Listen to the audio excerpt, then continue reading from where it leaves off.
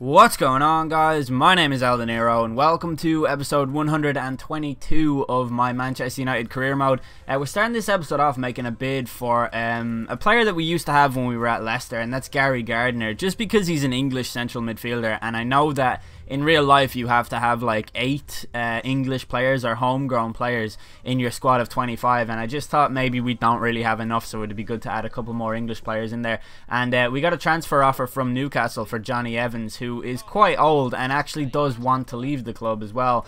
We got a bid for him from Barcelona last season, which I kind of regretted not taking, although he did have a pretty good season. But now we have Juan Jesus, and we also signed that Keno Coulson guy, who I'm looking forward to the progression of. So I said to Newcastle, if you give us 8.5 million, then we'll accept, and they came back with a bid of 7 million. But Jonny Evans was part of the deal that would potentially bring Gary Gardner to the club, but I still said give me 8.2 million because I didn't really need Gary Gardner. I just kind of wanted him as an English midfielder. And we go into our next game, our first game of the episode, which is against Newcastle United, who are always quite a difficult team to play against. I find their midfield to be really formidable, especially Sissoko. He's amazing in this game, and obviously Abid, who is glitched and always does really well against me. But our team has got Gareth Bale, Memphis Depay, James Rodriguez, Luciano Vieto, and Hector Villalba. So that's a pretty good midfield. That's a good attack.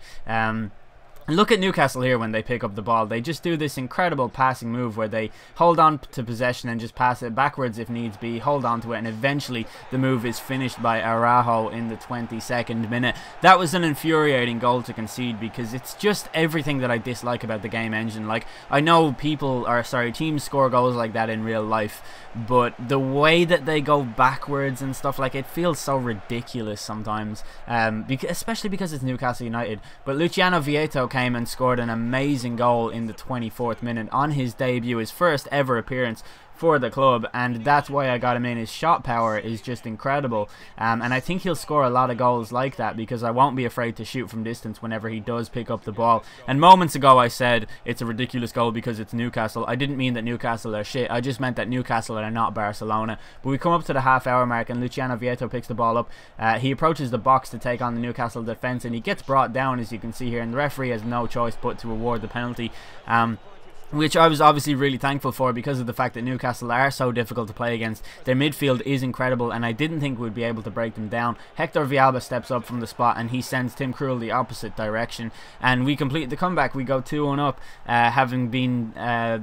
having conceded a goal just 10 minutes before that, so that's pretty good. Then we come into the second half with Villalba on the ball, as he does really well, treads the ball into Gareth Bale, who finds the back of the net for his second Man United goal. This is the first Premier League game of the season overall, but we did have that game in the Community Shield, and Gareth Bale keeps up his 100% record for the season, as does Hector Villalba in this game. But Bale does really well in the 82nd minute to get into a position. He doesn't score with the first attempt, but the ball does fall straight back into his feet, and he manages to bury it to make it 4-1 to us, which was a little harsh on Newcastle. They did play pretty well, but when you have the firepower that we have up front, I think this might happen an awful lot this season. James Rodriguez was really unlucky to not have scored in the 85th minute too, and we come up to the 90th minute of the game with Gareth Bale picking the ball up ahead of Davide Santon, and a bad touch from the Italian defender sends it into Gareth Bale's path, who was very unlucky to not get his hat-trick, although it was a good save and it was kind of a ridiculous angle to score from, but I have seen it happen in FIFA before. So we end that game with a 4-1 victory at St James's Park, which is an amazing result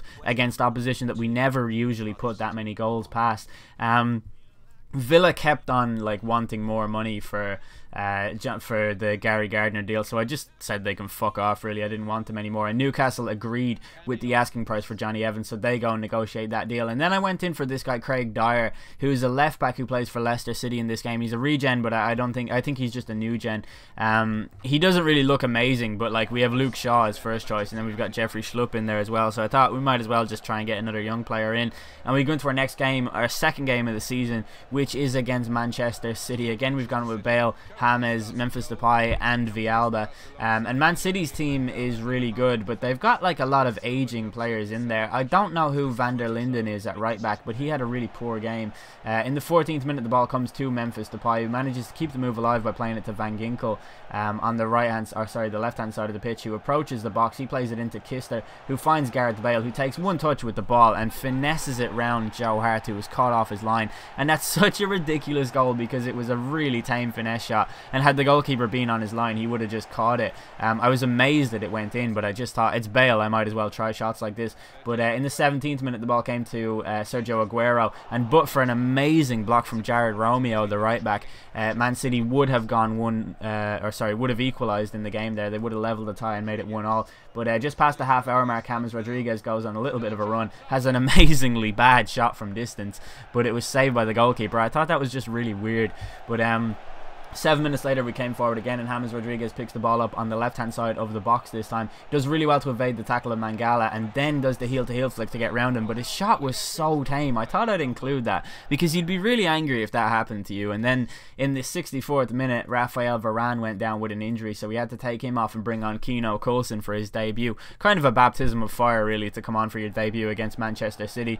But that will happen in a game, and it doesn't really look as though it's obvious damage to Varane, like what happened to him there. It looked like he just face planted and he went off the field out of embarrassment, but it would be a serious injury. In the final 10 minutes of the game, Memphis Depay comes forward, does the Ronaldo chop to get around Vincent Kompany, and gets into the box before finessing it into the top corner for one of the easiest goals that we will score this season, in my opinion.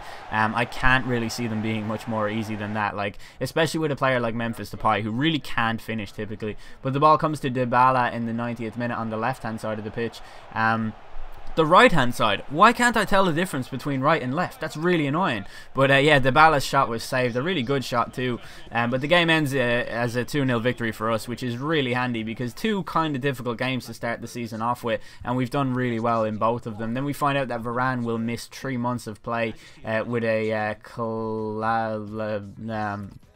big injury. Then we signed this guy Jay Hemmings, right, who was a free agent, and I just thought, I had a look at him and he was fast enough, so I went in to look at his stats, like what he had. I only got him because he was English and he was a free agent, right? He's got 81 acceleration, 84 sprint speed, and like 79 balance and things like that, but he has 72 shot power and 76 finishing, which for a 19-year-old will improve. But more importantly, he's got 5-star skills and a 5-star weak foot, so I'm quite excited for his progression. Leicester City wanted me to up my bid for Craig Dyer. I can't remember if he's Scottish or English, but either way, he will be like a homegrown British talent, and we got to the contract stage with him after a 5.9 or 5.8 million pound bid, I think it was, and we did offer that contract, which he did accept. He's only 73 rated, but he's 21, and he kind of popped up out of nowhere for Leicester, because I think they didn't have enough players in that position after I left them or whatever. But yeah, he looks decent enough. Like, I think he will develop into a good, like, all-round player.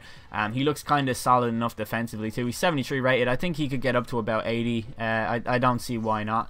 But our next game is away from home at Anfield against Liverpool. So following our game against Man City, we have to go to Anfield, which is kind of tough. But this is a ground where I don't think I have ever come to this ground and not scored at least 3 goals. Like, that's just what I do when I play against Liverpool. And I just showed the Liverpool lineup twice instead of the United lineup, I think, which was really, really stupid of me. But our lineup was pretty much unchanged from the game against Newcastle. The ball comes to Memphis Depay in the 16th minute, and on the edge of the area, it teases Matuidi before going for the shot. It's a good save from Mignolet, and it comes out to James Rodriguez on the edge of the box, who goes for the cross into Memphis Depay. His header smashes off the crossbar, and the Liverpool defence does clear it. But from the resulting throw-in, we kept possession alive with Villalba playing it into James Rodriguez, who did really well to get his shot off. An amazing save keeps Liverpool in the game. But Memphis Depay picks the ball up in the 25th minute, does the Rabona cross into Gareth Bale in the middle, who heads it into the back of the net, and I was so pleased with myself after that goal, because it was just really well worked. It was a powerful header from Bale. There was no way the keeper was going to stop it. But the Rabona cross from it is a Rabona, isn't it? That's what that thing is called. I don't know, whatever. Skill moves are stupidly named anyway. But we come up to the 40th minute of the game with Villalba on the ball as he takes it into the box and eventually gets brought down by a Liverpool defender. Now, I thought that was a really harsh decision, because he did actually seem to get the ball, but I guess the game decided that he got more of the player than the ball or whatever. But yeah, it was a penalty regardless, and there's nothing you can do about that. Villalba stepped up against Mignolet. Mignolet didn't even bother moving. And Simon Mignolet in this game looks like John Arne Riise. I don't know if anyone's ever noticed that, but he does not look like Mignolet at all. He's really ginger and has the face of John Arne Riise. But James Rodriguez almost managed a goal in the 45th minute with a nice bit of skill on the edge of the box. But in the 61st minute, Asaidi's shot goes wide from distance. I included that because it was just a mental thing to do. It seemed as if the AI were panicking. Then Gareth Bale in the 73rd minute tears forward with support on the right hand side. He doesn't need it though, and he finishes to make it 3-0 to us and keep up our ridiculous record of scoring 3 goals against Liverpool away from home every single time. I swear I don't think there's been a single time where that hasn't happened. But in the 79th minute, Villalba plays the ball into Gareth Bale, who was in acres of space but couldn't put it onto his left foot in time, and his 2-star weak foot or whatever it is dragged the ball wide, and that was really frustrating. But we got a 3-0 victory against Liverpool, so I'm not really going to complain, especially when you're managing Man United and Man United hate Liverpool and all that stuff. But a really good and strong start to the season for us overall, which I think will sort of do a good job of showing how easy this season is going to be with the star power that we've packed into the team. But I don't have a good record in the Champions League, and that's something that we do need to rectify, unless of course an offer comes along from Barcelona or Real Madrid, in which case I would have to accept. But hopefully you guys enjoyed this episode. If you did, please do leave a like on the video, that would be much appreciated. I've been El Dinero, thanks for watching.